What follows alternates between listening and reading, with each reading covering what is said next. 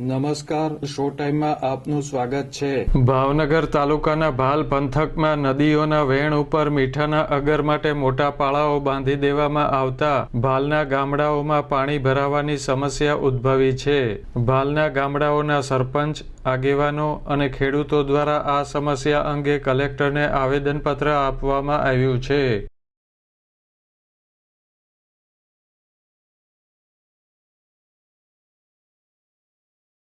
ભાલના સનેસ, કાળા તળાવ, દેવળિયા સહિતના ગામના સરપંચો, આગેવાનો, ખેડૂતો અને ગ્રામજનો કલેક્ટર કચેરી ખાતે એકઠા થયા હતા અને કલેક્ટર ડોક્ટર મનીષકુમાર બંસલને આવેદનપત્ર આપી રજૂઆત કરી હતી।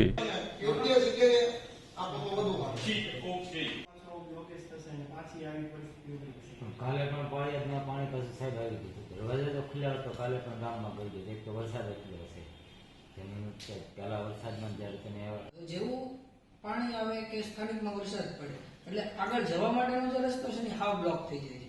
હવે બ્લોક થઈ જાય એટલે ગામમાં અવર જવર ઠામથી બંધ થઈ જાય, આખો બેટમાં ફરી જાય। હમણાં તમને તો હેરણ જે છે ઈ ઇકો સેન્સિટિવ ઝોનની બહારના જે કાળિયા, હરણ, ગોળ પેડ કે બધા જે જંગલી જાનવરો છે એનો વિતરણ વિસ્તાર હતો। પણ ખરેખર જે જગ્યા પર એમણે બધી એરોડ કરી છે ઈ જાજી બધી કુદરતી વહેણની અંદર આવેલા છે અને એના લીધે આ માનવ સર્જિત પૂર આવ્યું એનું કારણ બની જશે, કારણ કે પાણી બધું બ્લોક થઈ ગયું છે। છેલ્લા વરસાદમાં કુદરતી વહેણ બંધ થતા પૂરની સ્થિતિ સર્જાઈ હતી। આ માનવ સર્જિત પૂરમાં ભારે તારાજી થઈ હતી। તંત્ર દ્વારા તાકીદે મીઠાના અગરના પાળાઓ દૂર કરવામાં આવે તેવી કલેક્ટરને રજૂઆત કરવામાં આવી છે।